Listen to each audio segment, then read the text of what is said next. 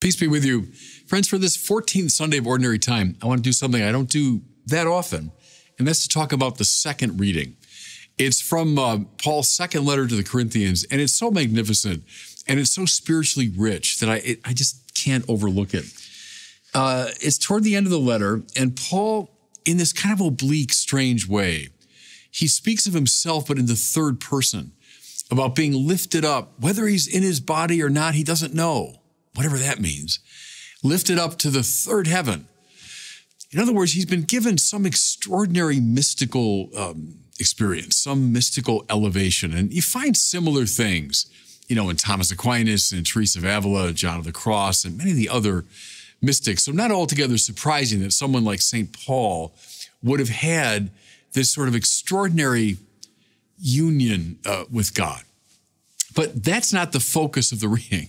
The focus now is on something else. Paul says that I might not become too elated because of these extraordinary revelations. What?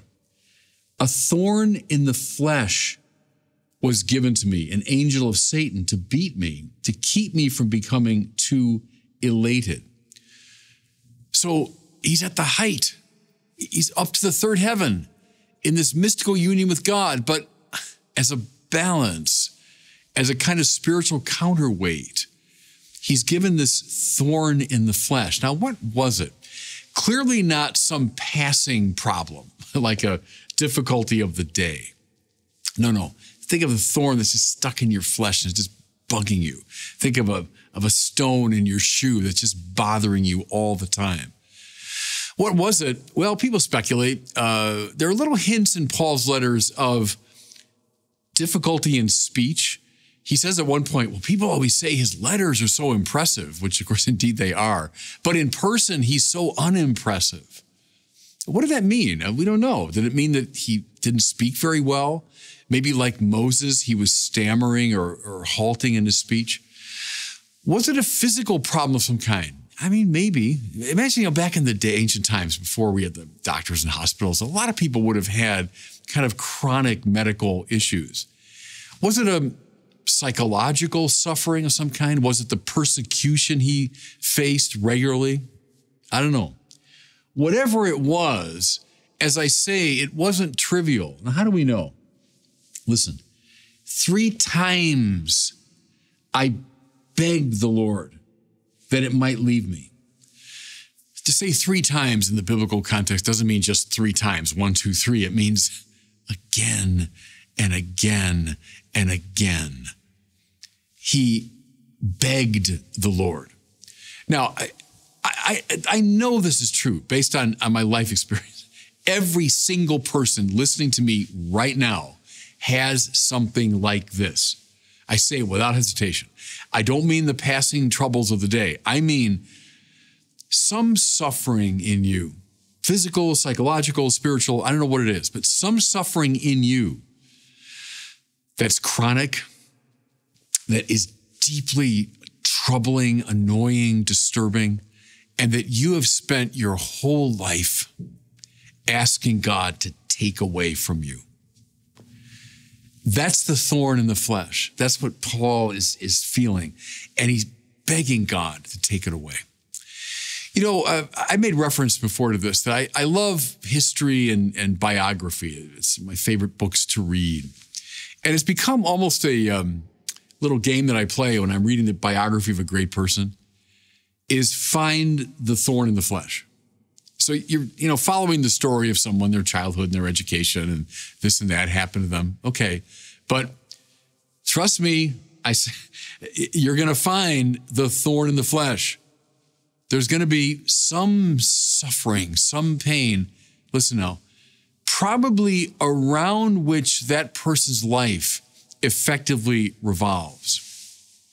I'll give you a couple examples. 2 heroes of mine, Winston Churchill and Abraham Lincoln, they had a lot in common, the 2 of them. But one thing they had in common, they both suffered from what today we call depression. In Lincoln's time, probably melancholia. Churchill called it the black dog. Sometimes he said the black dog was on me. It just meant this kind of debilitating depression. Jefferson, too, probably suffered from something similar. It manifested itself as migraine headaches for Jefferson. But for Lincoln and Churchill, for sure. Now, they weren't debilitated. They would never have had the careers they had if they were just debilitated. But nevertheless, when the black dog was on Churchill, I mean, he was just beset by it. When Lincoln fell into one of his melancholic episodes, thorn in the flesh, you bet. Another good example is Sir Laurence Olivier. Now, maybe I'm dating myself because younger people won't even know that name. But when I was coming of age, if you had said, who's the greatest actor in the world? People probably would have said Laurence Olivier. Great Shakespearean actor, also starred in Hollywood films. Greatest actor in the world, Olivier. But when he was at midlife, like in early 50s, this man who had grown up on the stage, since he was a kid, suddenly developed truly debilitating stage fright. Like, I can't talk. Like, I'm so nervous, like I'm stammering out my words. And he thinks, stage fright? What happened to him? Who knows? But it could have been the audiences are expecting the greatest actor in the world. Can you imagine the pressure on you every time you stride out on the stage? Hey, he's the best actor in the world. If you gave even slightly less than wonderful performance, people would be disappointed. Who knows? Maybe that produced in him this anxiety. Here's the interesting thing, though, about Olivier. You watch his earlier performances. You find him on YouTube. He played Hamlet, he played Richard III and Henry V and so on. And he's wonderful, of course, but there's something, I don't know, kind of stylized, a little bit, theatrical about his performance. But look at the later Olivier, after he'd been through this trial, this thorn in the flesh. Look at a movie like Sleuth. Look it up, great film with Michael Caine. Look at Marathon Man he did with Dustin Hoffman. Something about that Olivier that's just, I don't know, it's more human. It's a more compelling performance. Was it the result of his struggle with this terrible thorn in the flesh? Maybe. One that came to our attention just, about 20 years ago now, Mother Teresa. The greatest living saint when I was coming of age. If Olivier was the greatest actor, who was the greatest living saint? It would be Mother Teresa of Calcutta. Always with a smile, always joyfully doing her work among the poor.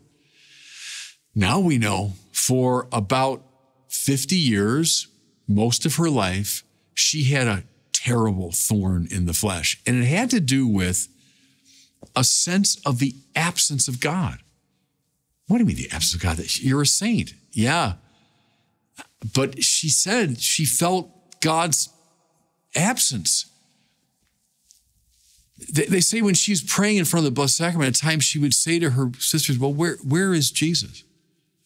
In her letters, it's this awful experience is communicated of feeling abandoned by God. Strange, isn't it? I mean, what gave Mother Teresa her tremendous identification with the poor and suffering? Might it have been particularly that thorn in the flesh? See, now we come to the point, really. Why would God permit this? Well, Paul says to keep me from becoming too elated, so he was caught up in the third heaven. So it was a kind of balancing act. But we might look at a couple of perspectives, everybody. What is it, at least in this life, that throws us most into the arms of God? Oh, well, it's my great accomplishments when all's going well and I'm a hero and everybody admires me. Oh, I don't know. I think it's very often in this life.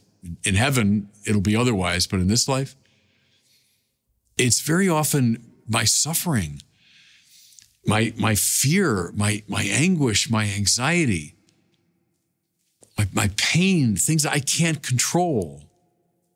Listen, that throw me off of my ego and into the arms of God.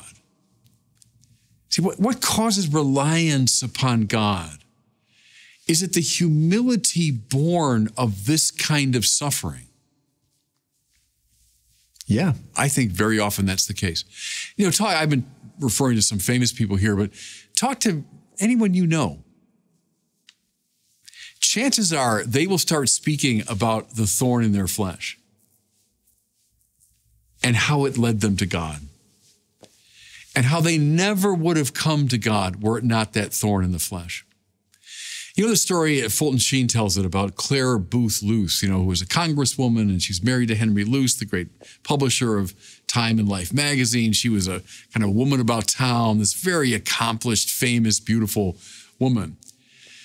And her daughter, whom she loved dearly, was killed in a car wreck, tragically. And she fell into a despair. It was during that time that she started to see Fulton Sheen, exploring the Catholic faith. And she took in several lessons until finally Sheen spoke to her about the goodness of God. And she shouted at him, "If God is good, why would he have taken my daughter from me?" And Sheen, they say without missing a beat, said, "Perhaps because in your suffering, you'd be led back to him." So it goes in the order of grace very often. It's the thorn in the flesh that brings us back to God. What does Paul say? Listen. But he, the Lord, when Paul begged him, he said, "My grace is sufficient for you, for power is made perfect in weakness." That's what we're talking about. See, it's not worldly power. Worldly power is opposed to weakness. That's true. But spiritual power that comes from union with God, that comes precisely through weakness. Now, here's a second, I'll close with this, a second perspective. What's the image that Paul held up to his first listeners that we hold up in front of every Christian community? Is it an image of worldly power and success? Hardly. It's a deeply wounded man writhing in pain on an instrument of torture just before he dies. That's the image we place before our eyes and our minds. How come? Because in that suffering, the world is saved, right? Through his wounds, by his stripes, we are healed. Here's, friends, something that's very mystical, and I can't explain it to you really coherently. But I think it's true. Namely, that our suffering, when joined to that of Christ, has a similarly salvific effect. Let me say that again. When we take our suffering, John Paul II is insistent upon this. We take our suffering, we join it to that of Christ. It has a saving effect somewhere within the mystical body. Paul says that we make up what's still lacking in the sufferings of Christ. By our own suffering, we participate in the salvation of the cross.